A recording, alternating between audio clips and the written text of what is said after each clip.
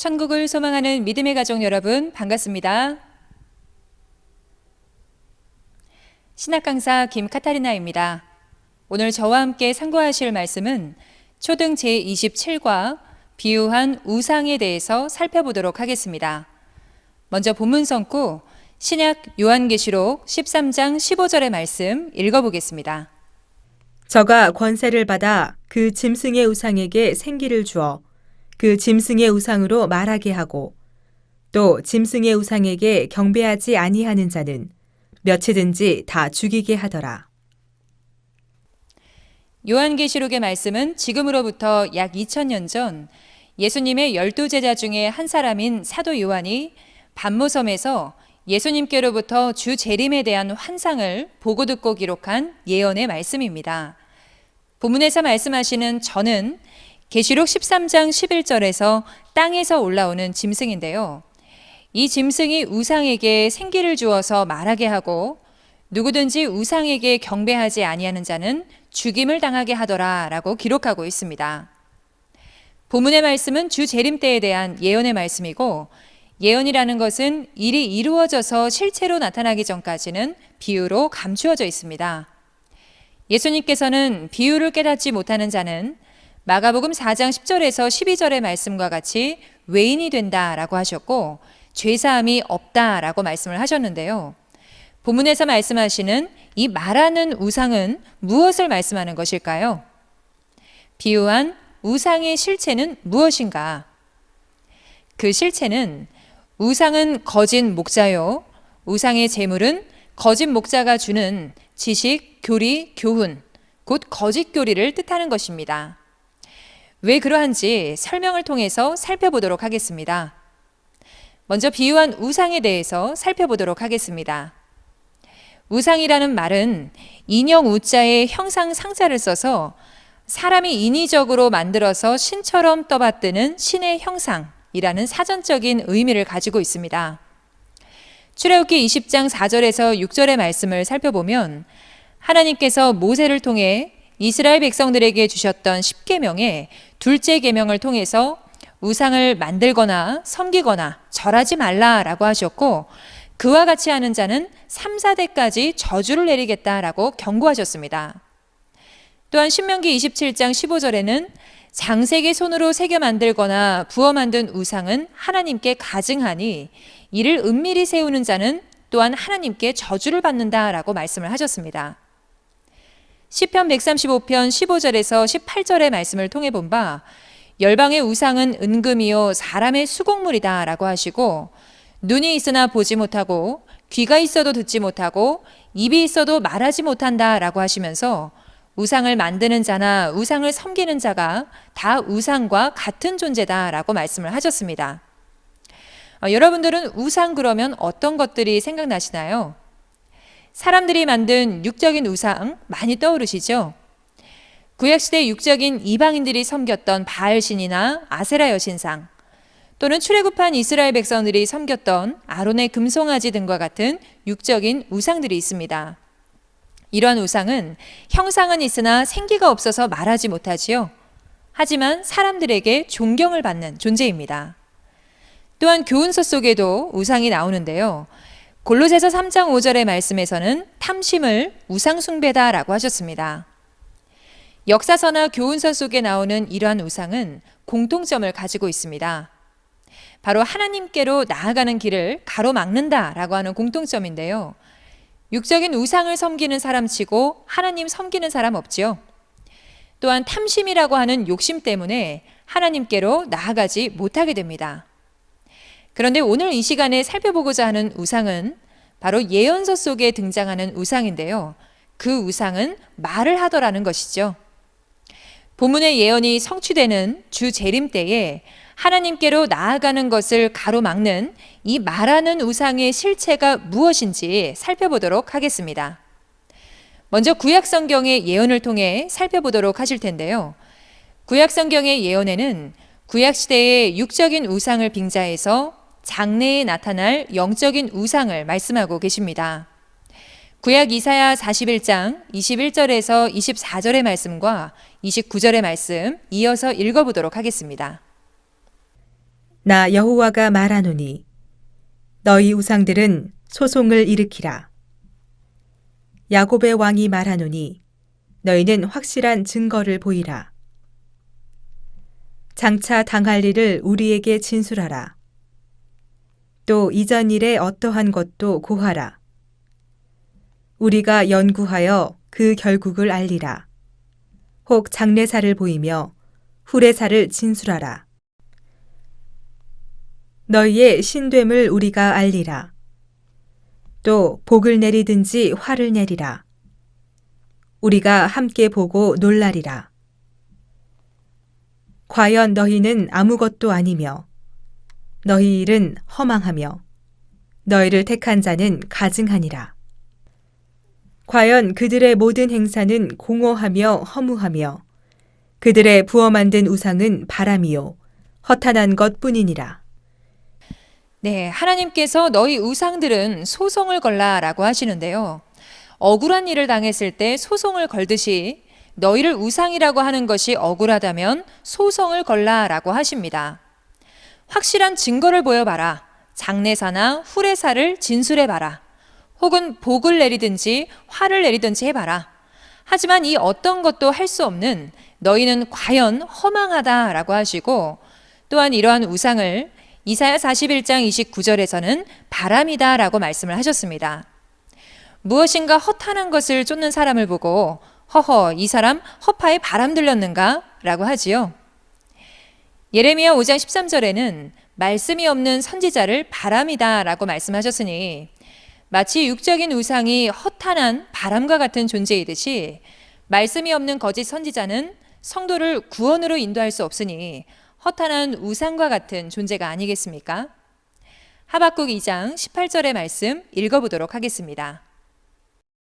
새긴 우상은 그 새겨 만든 자에게 무엇이 유익하겠느냐? 부어 만든 우상은 거짓 스승이라. 만든 자가 이 말하지 못하는 우상을 의지하니 무엇이 유익하겠느냐?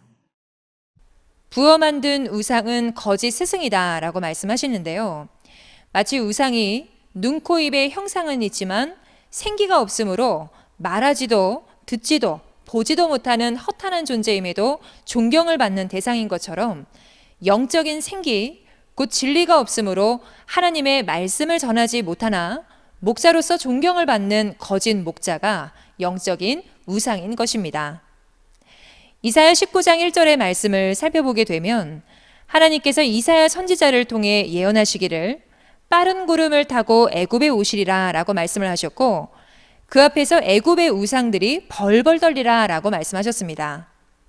이 구약 예언의 말씀은 약 700년 후에 예수님 초림 때 성취되는데요.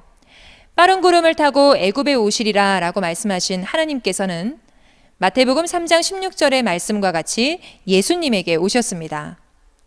그럼 초림 때는 예수님께로 나아가는 것이 바로 하나님께로 나아가는 길이었던 것이죠. 그때 하나님 앞에서 벌벌 떠는 우상의 실체는 누구였을까요? 바로 초림 때 진리가 없어서 하나님의 말씀을 하지 못하는 거짓 목자들, 서기관과 바리새인들이었던 것입니다. 마태복음 23장 2절의 말씀을 보게 되면 서기관과 바리새인들이 모세의 자리에 앉았다라고 하시는데요. 모세의 자리는 제사장의 자리, 곧 하나님의 목자의 자리에 앉았다라고 하는 것인데, 마태복음 23장 13절의 말씀을 살펴본 바 이 서기관과 바리새인들이 천국문을 닫고 자기도 들어가지 않고 남도 들어가지 못하게 막았다라고 말씀을 하십니다. 요한복음 10장 7절에 예수님께서는 자신을 양의 문이라 하셨고, 요한복음 14장 6절에 내가 곧 길이요 진리요 생명이니 나로 말미암지 않고는 아버지께로 올 자가 없다라고 하셨으므로 초림 때의 천국문은 하나님이 함께 하시는 예수님이셨습니다. 그런데 서기관과 바리새인들이 자기들의 교권을 가지고 예수님을 이단이라 정죄하고 진리를 쫓아 예수님께로 나아가는 유대인들을 가지 못하도록 막는 역사를 했으니 하나님께로 나아가는 길을 가로막는 우상의 실체는 서기관과 바리새인들이었던 것입니다. 그들은 거룩한 척하면서 자칭 정통이라 자부했지만 예수님께서는 그러한 서기관과 바리새인들을 보고 요한복음 8장 44절에 너희 아비는 마귀다 라고 하셨고, 마태복음 23장 27절의 말씀과 같이 회칠한 무덤이라고 말씀하셨습니다.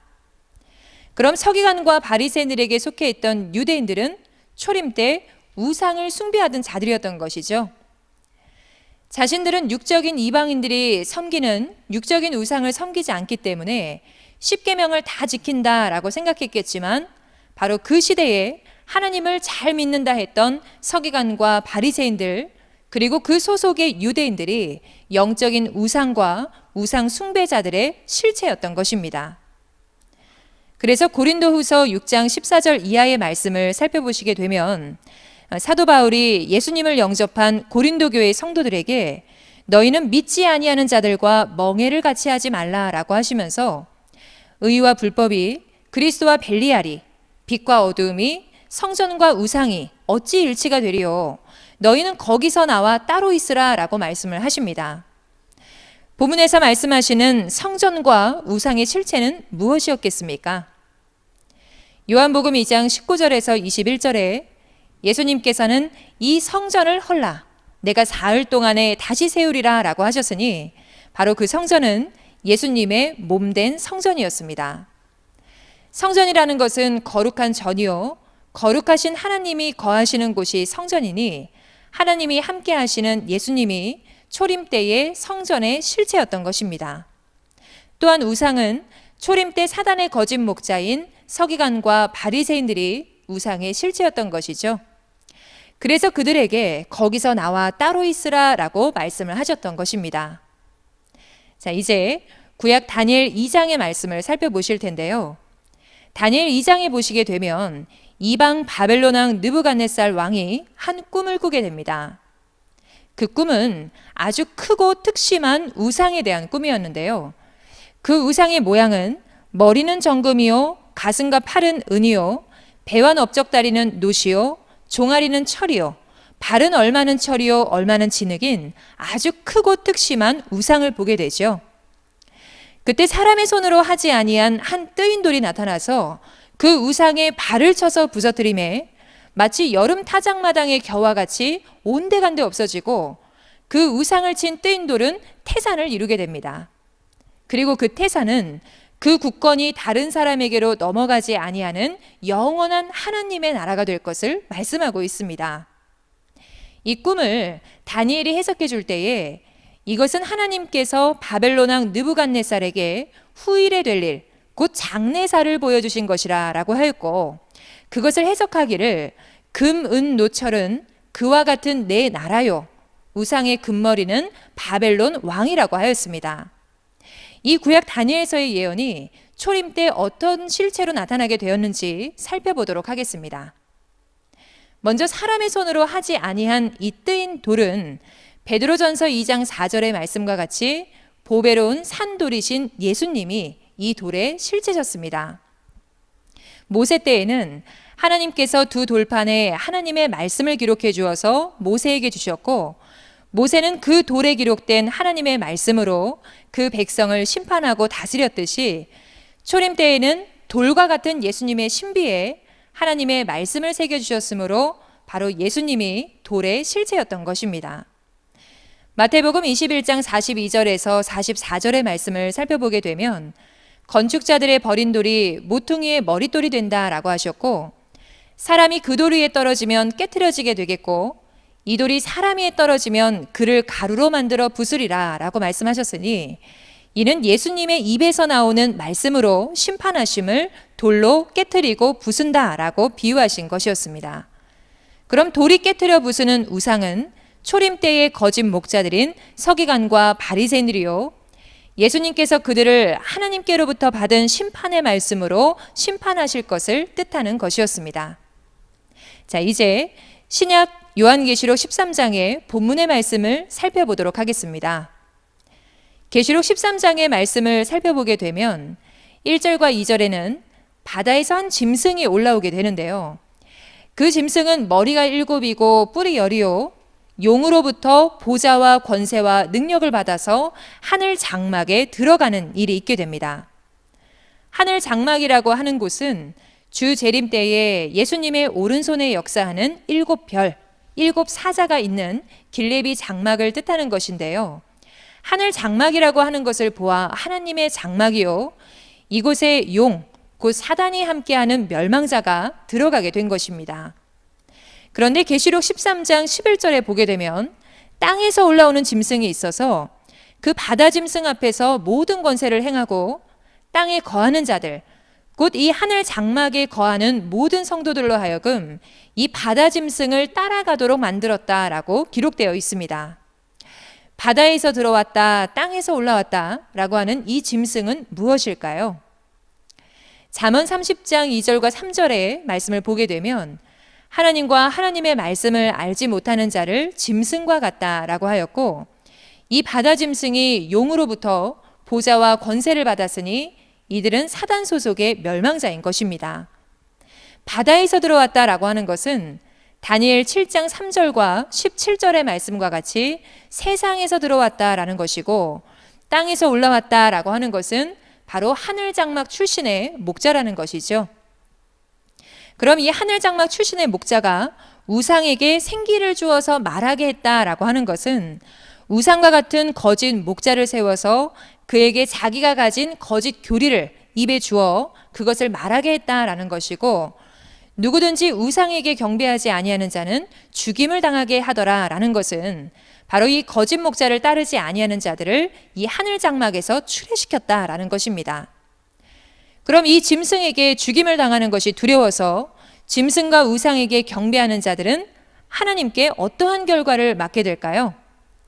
계시록 14장 9절에서 11절의 말씀을 통해 살펴보도록 하겠습니다.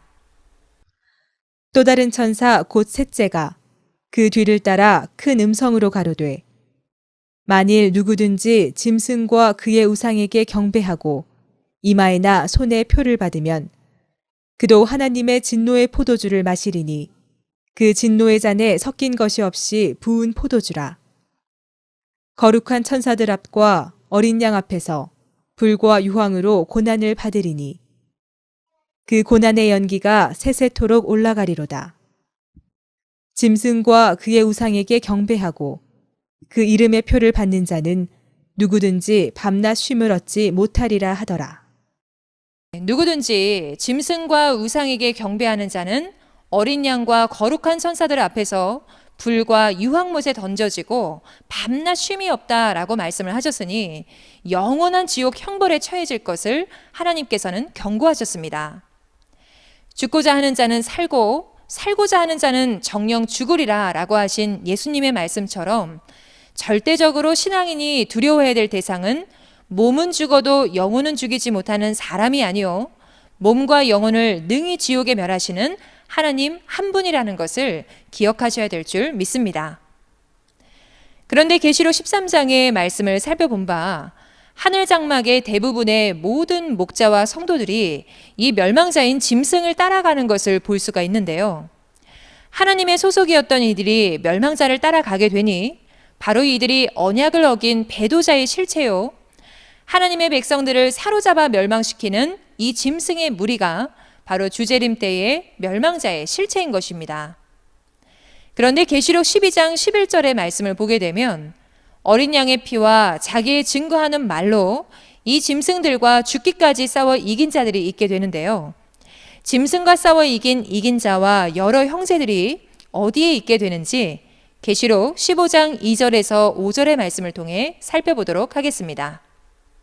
또 내가 보니 불이 섞인 유리바다 같은 것이 있고 짐승과 그의 우상과 그의 이름의 수를 이기고 벗어난 자들이 유리바닷가에 서서 하나님의 검은 고를 가지고 하나님의 종 모세의 노래, 어린 양의 노래를 불러 가로되, 주 하나님 곧 전능하신 이시여 하시는 일이 크고 기이하시도다. 만국의 왕이시여 주의 길이 의롭고 참되시도다. 주여 누가 주의 이름을 두려워하지 아니하며 영화롭게 하지 아니하오리이까. 오직 주만 거룩하시니이다. 주의 의로우신 일이 나타났음에 만국이 와서 주께 경배하리이다 하더라. 또 이 일 후에 내가 보니 하늘에 증거장막의 성전이 열리며 짐승과 우상과 이름의 수를 이기고 벗어난 자들이 유리바닷가에 있고 그곳에 만민이 와서 경배할 증거장막 성전이 열릴 것을 말씀하고 계십니다. 유리바다는 계시록 4장에서 영계 하나님의 보좌 앞에 있었던 것인데, 영계의 보좌는 장차 오실 자라라고 했고, 그 보좌가 짐승의 무리와 싸워 이기고 벗어난 자들과 함께함을 알 수 있습니다.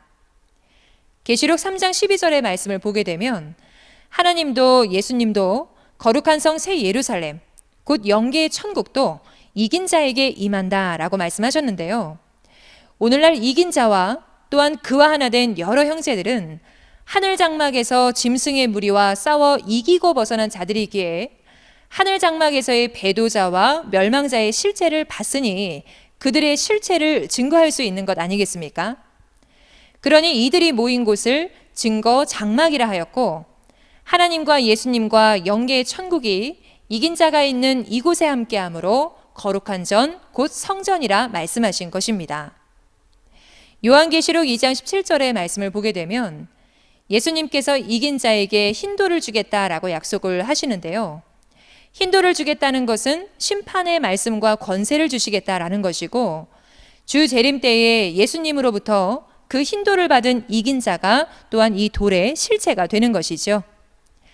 그럼 다니엘 2장의 말씀과 같이 돌이 우상을 쳐서 부서뜨린다는 것처럼 오늘날 이긴 자는 예수님으로부터 받은 심판의 말씀을 가지고 이 우상을 쳐서 심판을 하게 되고, 그들과 싸워 이긴 것을 나팔 불어 온 세상에 알리게 되니 많은 사람들이 그 나팔 소리를 듣고 이 증거 장막 성전으로 몰려오게 되니 인산인해를 이루게 되고, 바로 이곳이 그 국권이 다른 사람에게로 넘어가지 아니하는 영원한 하나님의 나라가 되는 것입니다.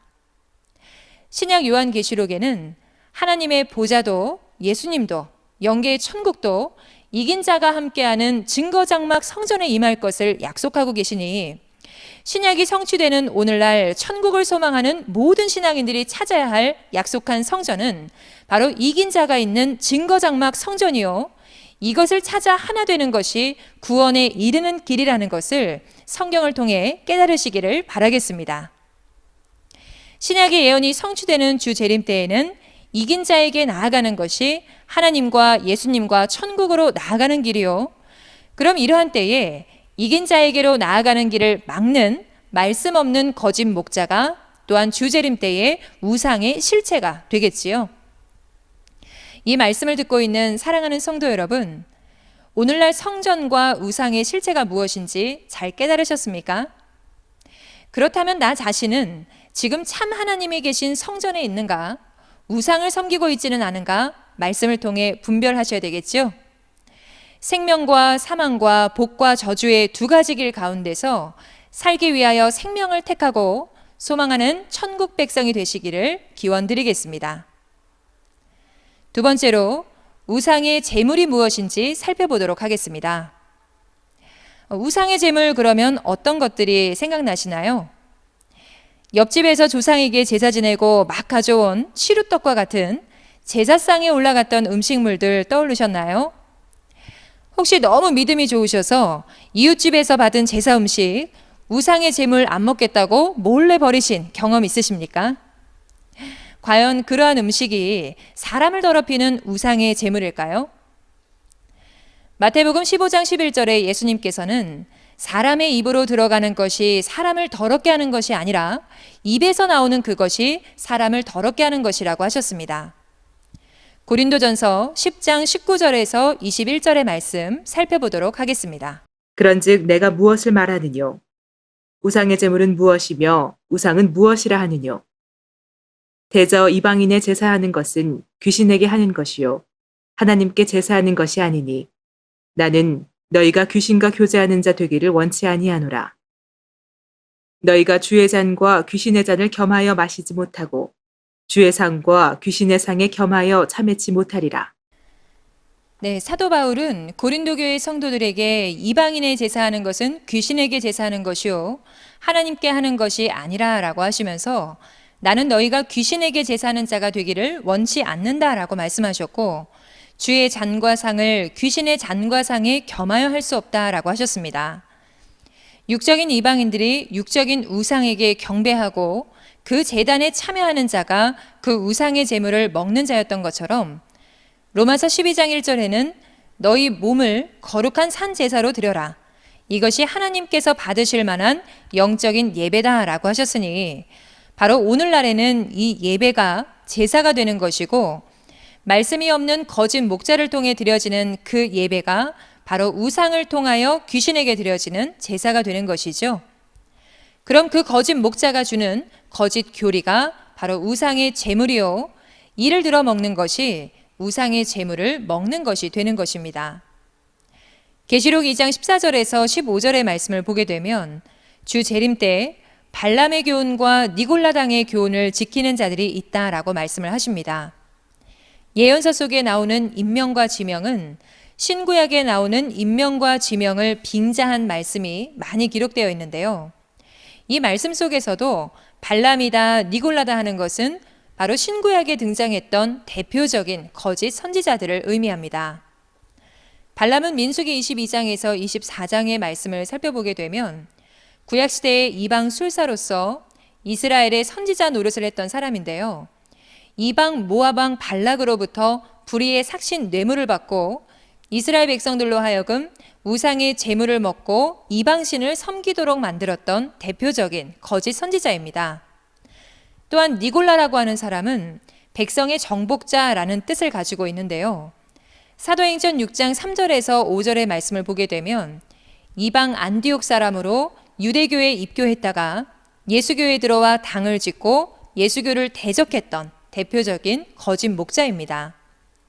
이와 같이 주 재림 때에도 이러한 거짓 목자가 출현할 것을 말씀해 주시고 그의 교훈을 지키는 자들이 있도다라고 말씀을 하시니 이들이 주 재림 때에 우상의 제물을 먹는 자들이 되는 것이요. 이러한 자들은 귀신과 교제하는 자가 되는 것입니다. 자, 오늘 내용 핵심 정리해 보도록 하겠습니다.